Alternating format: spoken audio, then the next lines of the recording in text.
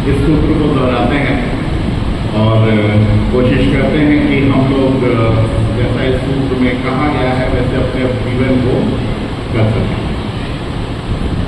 आज जब spring day के अवसर पर यहाँ उपस्थित हैं तो यह सूत्र मुझे और ज़्यादा सार्थक होता नजर आता है। आज स्प्रिंग डे के अवसर पर यहाँ उपस्थित हमारे इस संस्था के चेयरमैन श्री के चैटर्जी सर, बाबा जी, डायरेक्टर माँ श्रीमती प्रौलमी चैटर्जी, मैडम जूही चैटर्जी, आज जिनको यहाँ पर उपस्थित नहीं पाकर प्रत्यक्ष रूप से उन्हें और उनके लीडरशिप को याद कर रहे हैं, madam Mona Chatterjee, principal of the school, and पूरी चीज़ों को देखने वाले Shri Subhashish Chatterjee sir, sir school के general manager madam, vice principal madam, teachers और सारे स्टूडेंट्स के स्कूल के प्यारे प्यारे सारे प्यारे प्यारे। जब हम किसी एक संस्था का फाउंडेशन डे बनाते हैं तो मन में ये ख्याल आता है कि फाउंडेशन के संबंध में कुछ बातें की जाए। तो सबसे पहले तो आप सब लोगों को स्प्रिंग डे की बहुत सारी बधाई। 2016 में जब ये विद्यालय प्रारंभ हुआ तो विद्यालय प्रारंभ हो गया, पहले दिन बच्चों ने खूब अच्छे से नृत्य किया, तो वो नृत्य के फोटोज यहाँ पे आज दिखाए जा रहे हैं। कुछ उसमें बना हुआ स्कूल दिखाई दे रहा है, फिर उसमें वो कल्पना दिखाई दे रही है कि जो उस समय साकार नहीं हो पाई थी जो अब दिखाई दे रही है, और अभी भी कुछ ऐसी चीज़ें दिखाई दे रही हैं जो अभी और साकार होनी हो रही है। लेकिन मूल रूप से इस पूरी की पूरी चीज को एक्चुअलाइज करने के लिए जो सोच उसके पीछे चल रही थी वो क्या थी? एक जमीन का टुकड़ा जो खूब फसल उगाता है, उस फसल के ऊपर एक कंक्रीट की एक इमारत बना करके रख देना, तो जमीन के ऊपर एक थोड़ा और वजन बढ़ा देना, तो जमीन के साथ में क्या न्याय होगा? मन में यह प्रश्न तो था। लेकिन जब माँ ने इस कैंपस का नाम रखा तपोभूमि, जहाँ पर बच्चे आकर के तपस्या करेंगे जिससे वो अपने जीवन के अपने भविष्य को निर्माण कर सकें। जहाँ पर इन बच्चों को पढ़ाने वाले टीचर तपस्या करेंगे कि उनके स्टूडेंट, उनके विद्यार्थी बहुत अच्छी तरह से अपने अपने जीवन को धन्य कर सकें, इसके लिए वो स्वयं प्रस्तुत होकर के स्वयं को रोज एक कौर बनाकर बच्चों को उस विचार को प्रस्तुत करने के लिए तैयार करेंगे, जो भी एक तपस्या है।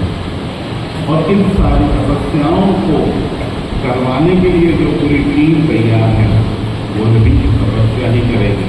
और जहाँ ये सारे के सारे लोग मिलकर बैठकर तपस्या करेंगे, उस तपोभूमि के अलावा क्या होगा? तो वह जमीन का वो टुकड़ा पवित्र हो गया तपोभूमि के रूप में। हमारे कैंपस का नाम तपोभूमि ही है ना, उसके पीछे भी यह कहानी। फिर बात आती है कि इतने सारे स्कूल तो हैं, एक और स्कूल की क्या जरूरत है? तो फिर बात आई कि अगर हम विद्यार्थियों को कुछ बहुत अच्छा देना चाहते हैं तो उसके लिए क्या हम कैंपस में जाकर कुछ कर सकते हैं? तो नहीं। तो फिर क्या करना होगा? हमें हमारा खुद का एक कैंपस तैयार करना होगा। उस कैंपस में हमको वो सारी सुविधाएं जुटानी पड़ेंगी जिसको देख करके लगे उत्कृष्ट, एक्सीलेंट।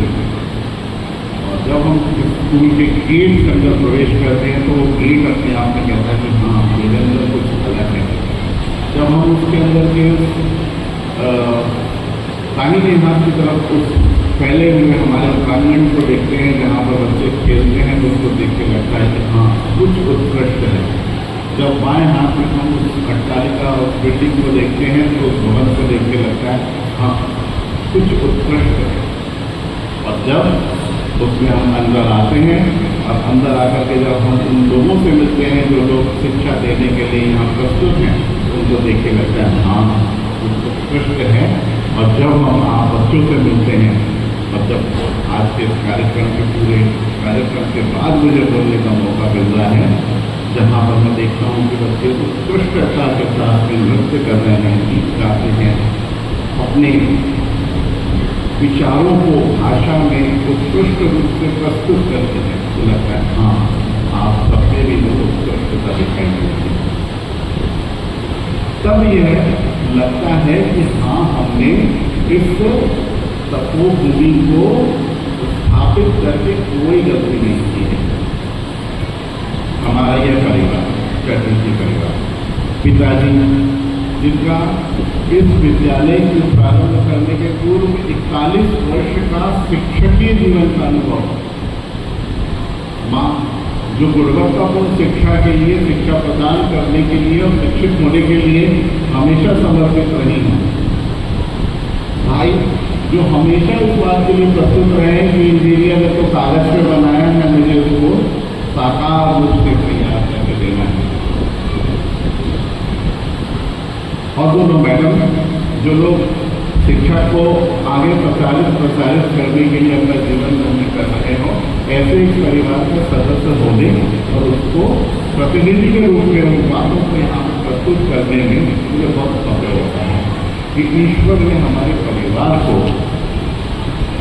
कितनी बड़ी कृपा करके चुना है कि जो शिक्षा और उत्कृष्ट रूप से शिक्षा देने के लिए कार्य करें।